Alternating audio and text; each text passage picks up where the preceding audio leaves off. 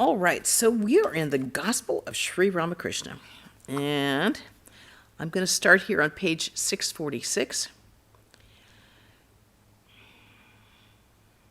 Let me see what the date of this is. I think we're still in 1884, yes, in October 26, 1884.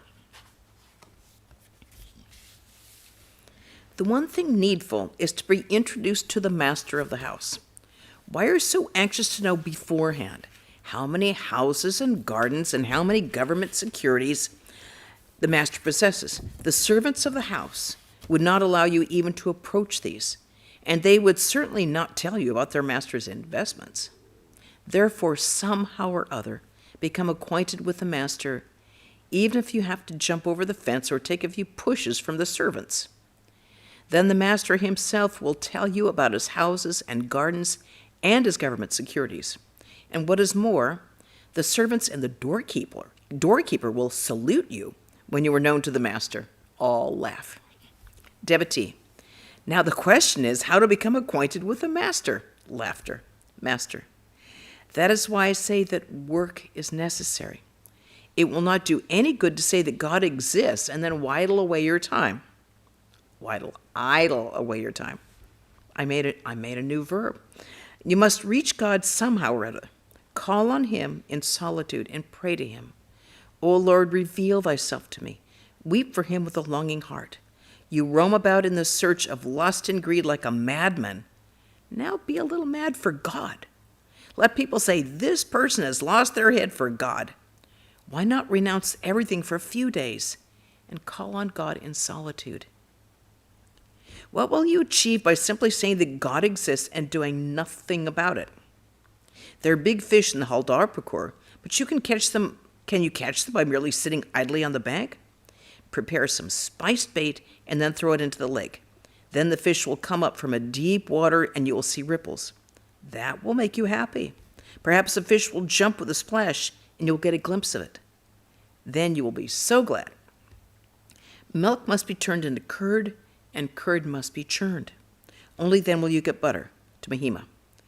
What a nuisance. Someone must show God to a man while he himself sits idly by all the while. Someone must extract the butter and hold it in front of his mouth. All laugh. What a bother. Someone else must catch the fish and give it to him. A man wanted to see the king. The king lived in the inner court of the palace, beyond the 7 gates.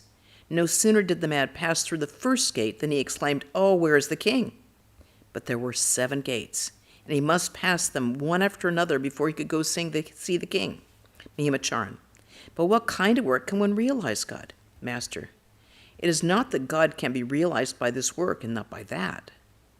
It's important because sometimes we think some work is holy and some work is unholy. This is kind of work is like manual. This is boring. And let me do this kind of work. Let me do puja. It's like, no.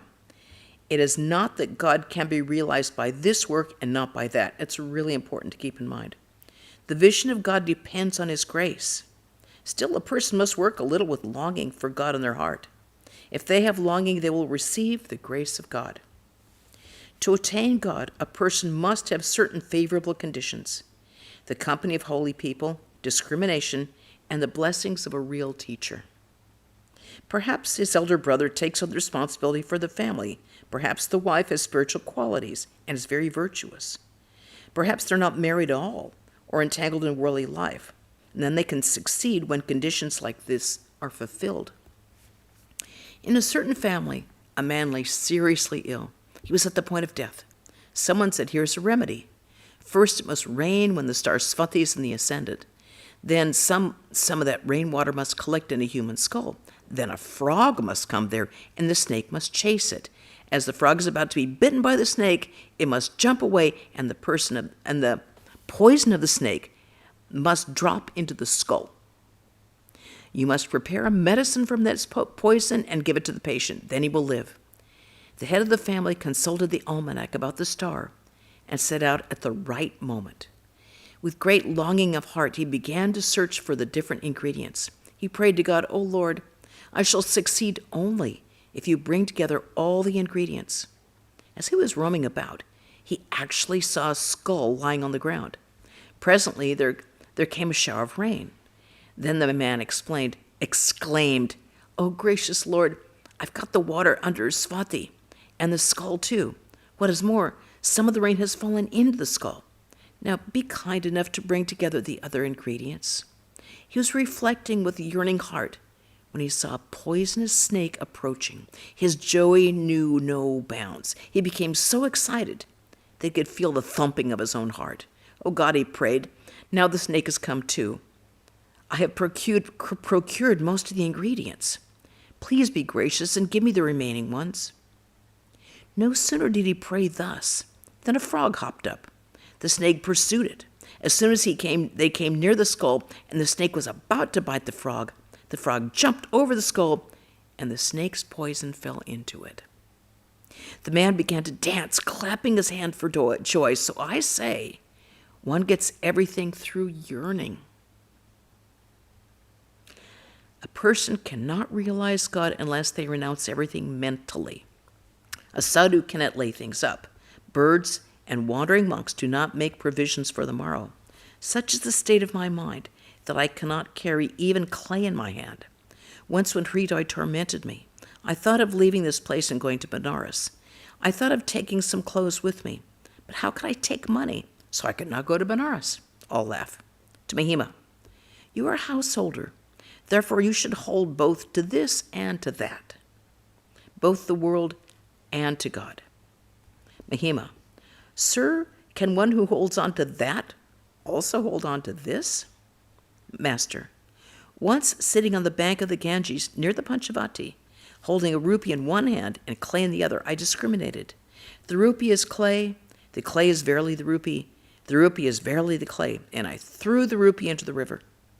But I was a little frightened. How foolish of me to offend the goddess of fortune, that's Lakshmi. I thought, what shall I do if she doesn't provide me with food anymore? Then, like Hazra, I sought help in a ruse. I said to the goddess, Mother, may you too dwell in my heart. Once the Divine Mother was pleased with such a man's austerities and said to him, you may ask a favor of me. O Mother, said he, if you are so pleased with me, then grant that I might eat from a gold plate with my grandchildren. Now, in one boon, the man got everything. Grandchildren, wealth, and a gold plate. All laugh.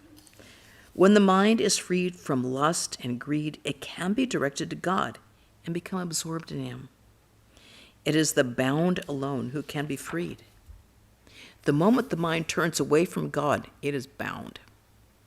When does the lower needle in a pair of scales move from the upper one?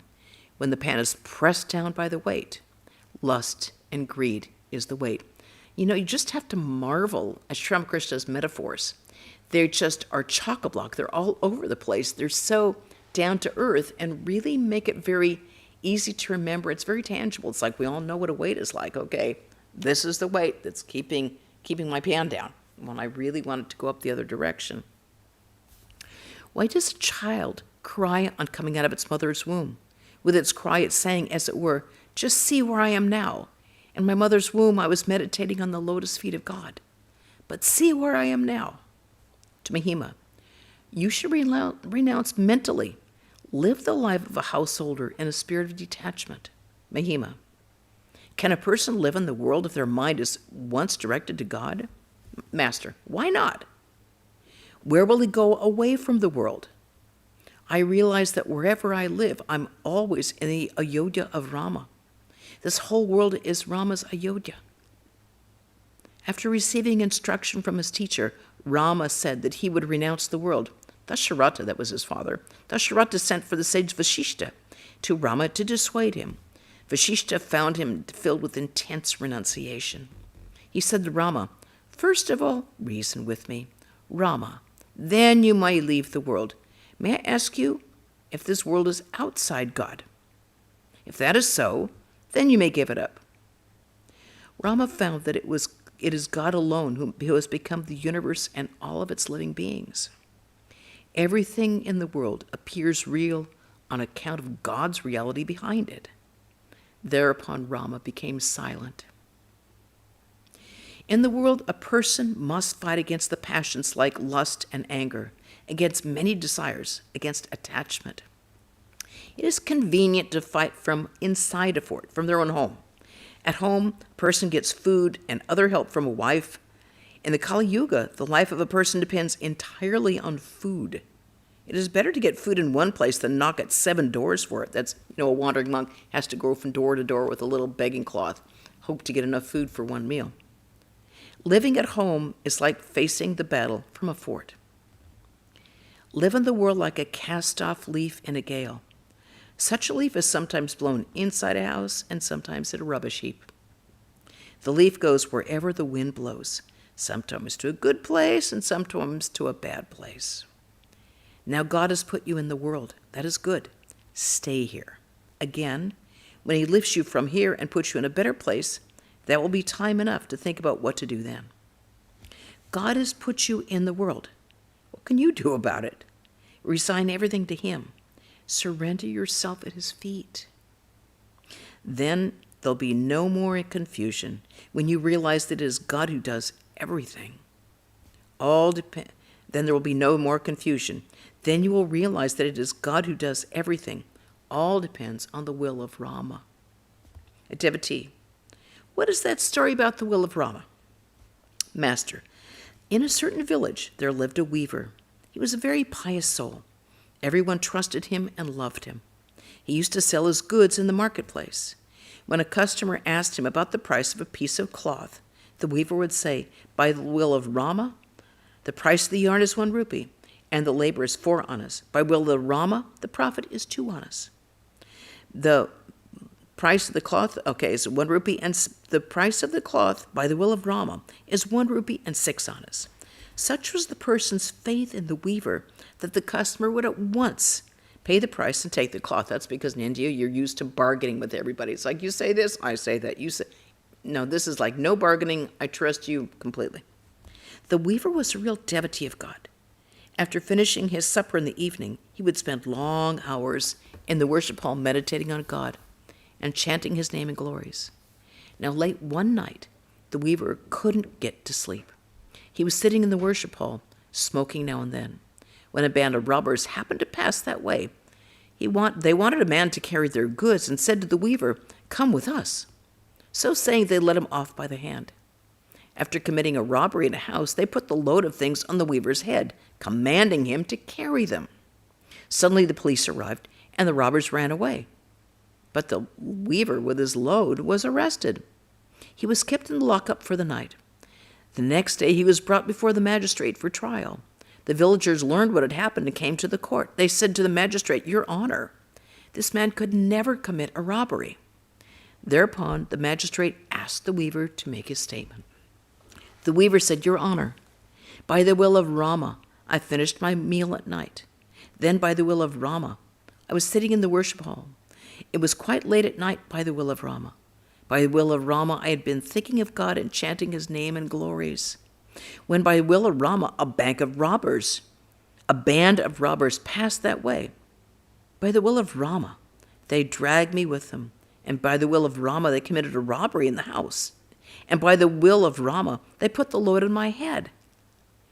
Just then, by the will of Rama, the police arrived. And by the will of Rama, I was arrested.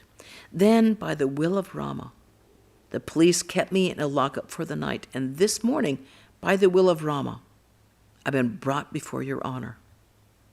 The magistrate realized that the weaver was a pious man and ordered his release. On his way home, the weaver said to his friends, "By the will of Rama, I have been released." Whether a man should be a householder or a monk depends on the will of Rama. Surrender everything to God and do your duties in the world. What else can you do? A clerk was once sent to a prison. After the prison term was over, he was released. Now, what do you think he did? Cut capers or do his old clerical work? If the householder becomes a jivan mukta, that's one ever free and liberated, then he can easily live in the world if he likes. A man who has attained knowledge does not differentiate between this place and that place. All places are the same to him. He who thinks of that place also thinks of this place. When I first met Keshab, it was at Jai Gopal's garden house. I remarked, He's the only one who has dropped his tail." At this, people laughed. Keshab said to them, "Don't laugh. There must be some meaning in his words. Let us ask him." Thereupon I said to Keshab, "The tadpole, so long as it has not dropped his tail, lives only in the water. It cannot move about on dry land, but as soon as it drops its tail, it hops on the bank. Then it can live both on land and in water. Likewise, as long as the man has not dropped his tail of ignorance, he can live only in the water of the world. But when he drops his tail, that is to say, when he attains knowledge of God, then he can roam about as a free soul, or live as a householder as he likes." Mahima Charan and the other devotees remained spellbound, listening to the Master's words. Again, we have this wonderful examples. His examples are so down to earth and so understandable that it just makes all these higher spiritual truths much more easily understandable for us. Master, once I visited Devendranath Tagore with Mathur Babu. I said to Mathur, "I have heard that Devendra Tagore thinks of God. I should like to see him." "All right," said Mathur, "I will take you to him. We were fellow students at the Hindu college, and I'm very friendly with him." We went to Devendra's house. Mathur and Devendra had not seen each other for a long time. Devendra said to Mathur, "You've changed a little. You've grown fat around the stomach." Mathur said, referring to me, "He has come to see you. He is always mad about God." I wanted to see Devendra's physical marks and said to him, "Let me see your body." He pulled up his shirt, and I found he had very fair skin tinted red. His hair had not yet turned gray. At the outset, I noticed a little vanity in Devendra. And isn't that natural? He has such wealth and such scholarship, such name and fame. Noticing that streak of vanity, I asked Mathur, "Well, is vanity the outcome of knowledge or of ignorance? Can a knower of Brahman have such a feeling as, I am a scholar, I'm a jnani, I'm rich?" While talking to Devendra, I suddenly got into that state of mind in which I can see a man as he really is. I was convulsed with laughter inside.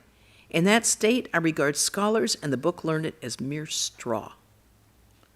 If I see that the scholar has no discrimination and renunciation, I regard him as worthless straw. I see that he is like a vulture which soars high, but fixes his mind on the charnel pit down below. I found that Devendra had combined both yoga and bhoga, that's enjoyment, worldly enjoyment, in his life. He had a number of children, all young. The family physician was there. Thus, you see, though he was a jnani, yet he was preoccupied with worldly life. I said to him, "You are the King Janaka of this Kali Yuga." He's quoting a song here. Holding to one as well as the other, he drank his milk from a brimming cup. "I have heard that you live in the world and think of God, so I've come to see you. Please tell me something of God." He recited some texts from the Vedas. He said, "This universe is like a chandelier, and each living being is a light in it." Once, meditating in the Panchavati, I too had a vision like that. I found his words agreed with my own vision, and I thought he must be a very great man. I asked him to explain his words. He said, "God has created men to manifest his own glory. Otherwise, how could we know this universe? Everything becomes dark without the lights in the chandelier. One cannot even see the chandelier itself." We talked a long time. Devendra was pleased and said to me, "You must come to our Brahmo Samaj festival." "That," I said, "depends on the will of God. You can see the state of my mind. There is no knowing when God will put me into a particular state." Devendra insisted, "No, you must come, but put your cloth and wear your shawl over your body. Someone might say something unkind about your untidiness, and that would hurt me." "No," I replied, "I cannot promise that. I cannot be a babu, that's a gentleman." Devendra and Mathur left. The very next day, Mathur received a letter from Devendra forbidding me go to the festival. He wrote that it would be ungentlemanly of me not to cover my body with a shawl. All laugh. There is another man, Captain. Though a man of the world, he is a great lover of God. To Mahima, talk to him sometime He knows the Vedas, the Vedanta, the Bhagavata, the Gita, the Adhyatma Ramayana, and other scriptures by heart. You will find that out when you talk to him. He has great piety. Once I was going along a street in Baranagar and held an umbrella over my head. He invites me to his house and shows me great attention. He fans me, massages my feet, and feeds me with various dishes. Once at his house, I went into samadhi in the toilet, and he took care of me, though he was so particular about his orthodox habits. He didn't show any abhorrence for the place. He has many expenses. He supports his brothers who live in Benares. His wife was a miserly woman at first.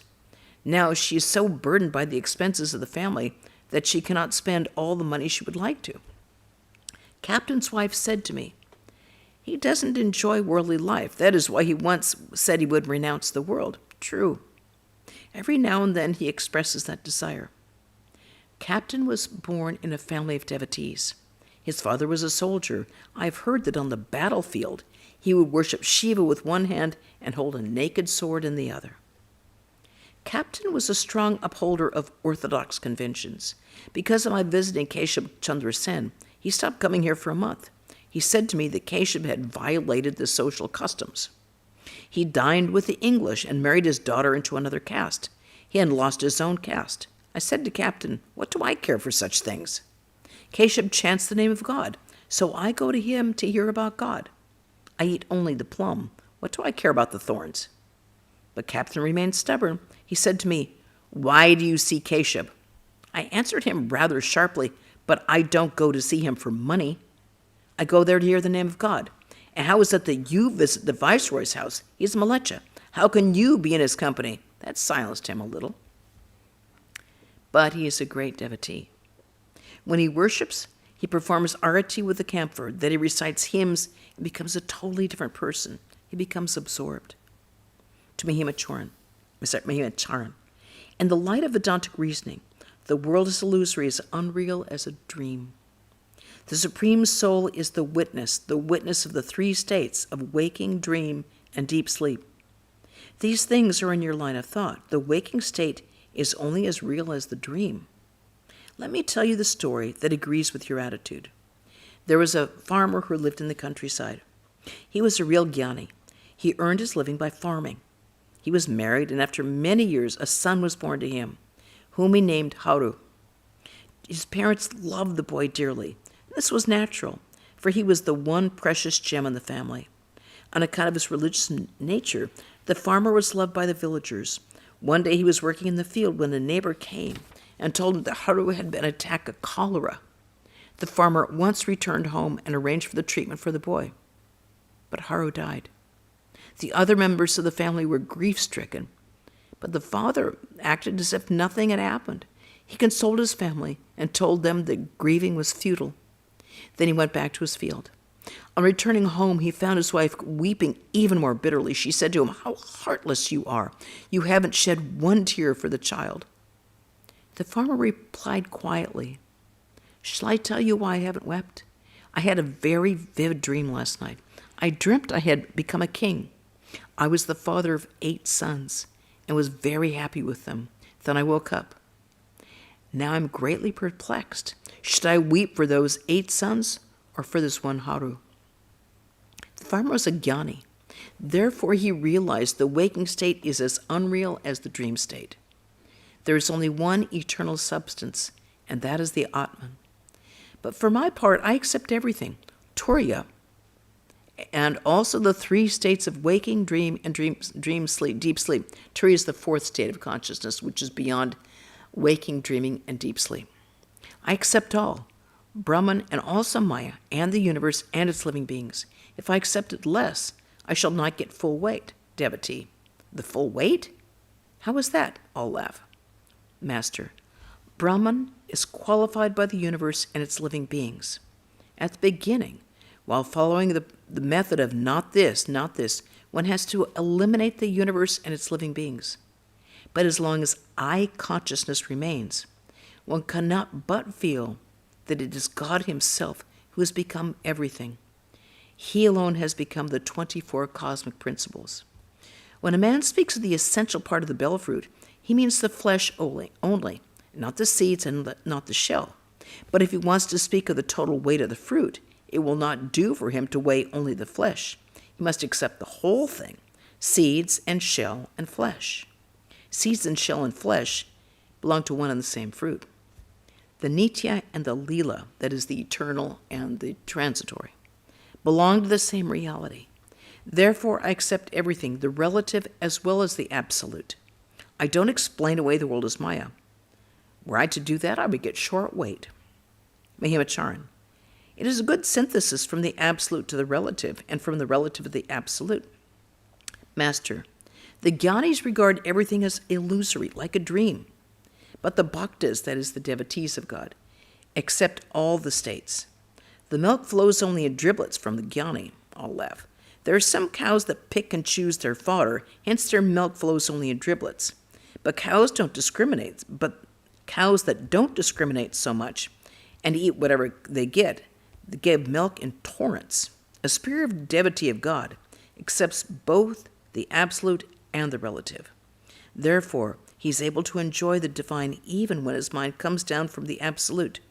Such a devotee is like cows that give milk in torrents. All laugh. Mahima. But the milk of the cow that eats without discrimination smells a little. All laugh. Master. With a smile. That's true, no doubt. Therefore, that milk should be boiled. One should boil such milk over the fire a little while, and then there'll be no smell. There'll be no smell whatever if you boil the milk in the fire of knowledge. All laugh. To Mahima. You explain Om with reference to A, U, and M only. Master. But I give the illustration of the sound of a gong. Tom. That is, the O is to pronounce like aw as in dawn. Okay, tom. T-O-M. It is the merging of the lila and the nitya, the gross, the subtle, and the causal, merge in the great cause. Waking, dream, and deep sleep merge in Turiya, the fourth state. The striking of the gong is like the falling of a heavy weight into a big ocean. Waves begin to rise. The relative rises from the absolute. The causal, subtle, and gross bodies appear out of the great cause. From Turiya emerge the states of deep sleep, dream, and waking. These waves arising from the great ocean merge again into the great ocean. From the absolute to the relative, from the relative to the absolute. Therefore, I give the illustration of the gong sound tom. I've clearly perceived all these things. It has been revealed to me that there exists an ocean of consciousness without limit. Better yours than mine. From it comes all things from the relative plane, and in it they merge again. Millions of Brahmanandas rise in that Chitakasha and merge in it again. All of this has been revealed to me. I don't know much about what your books say. Mahima. Those to whom such things were revealed did not write the scriptures. They were wrapped in their own experiences. When would they write? One needs a somewhat calculating mind to write. Others learnt these things from the seers and wrote the books. Masters. Worldly people ask why one does not get rid of attachment to lust and greed. That attachment disappears after the realization of God.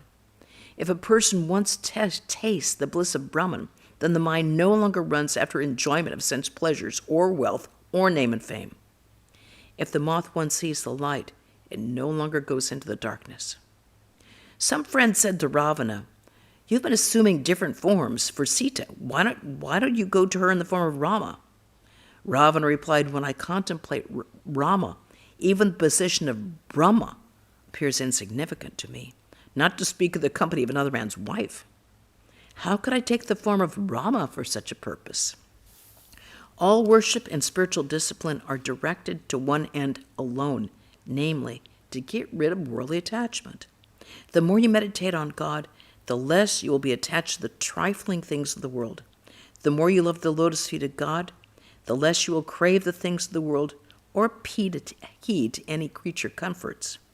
You will look on another man's wife as your mother and regard your own wife as your companion in spiritual life. You will get rid of your bestial desires and acquire godly qualities. You will be totally unattached in the world. Though you may have to live in the world, you will live as a Jivan Mukta, the ever-free. The disciples of Sri Chaitanya lived as householders in a spirit of detachment. You may quote thousands of arguments from Vedanta philosophy to a true lover of God and try to explain that the world is a dream, but you cannot shake his devotion to God.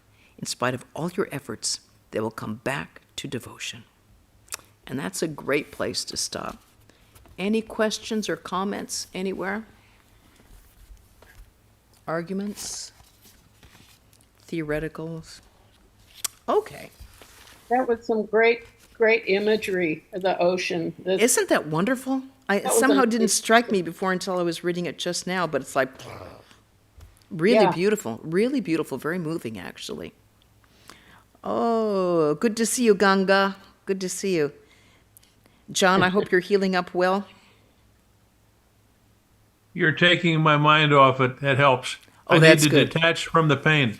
Yeah, that's right. Yeah. If you get your mind absorbed in something else, it really helps take the mind away from the pain.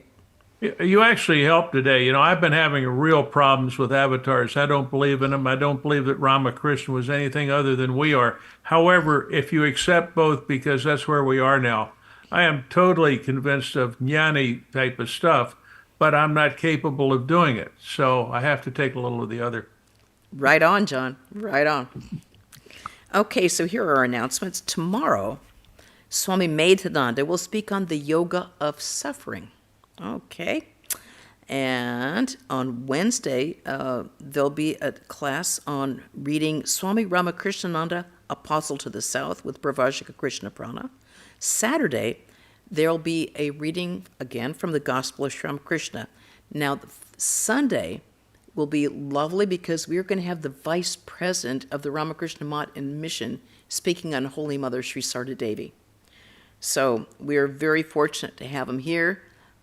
He's leaving from LA. I sure hope he gets here on time. So that will be a great honor for us to have him. And write this in your calendar with your blood. On September 7th, Saturday from 9 to noon, we have a Karma Yoga Day. Time to get ready for Durga Puja. So we need to, Ganga, when you get here, we're going to use you hard. But tell your friends, family, anyone, and if you want to come up to do it, yeah. So we could all use your help. And have lunch. We will make lunch for anyone who comes and gives us a hand at 1 o'clock. Okay, so come at 9. If you come at 9:15, 9:30, that's fine. We'll sit you on. Okay, so that, I think, is our announcement. So we'll conclude with a chant.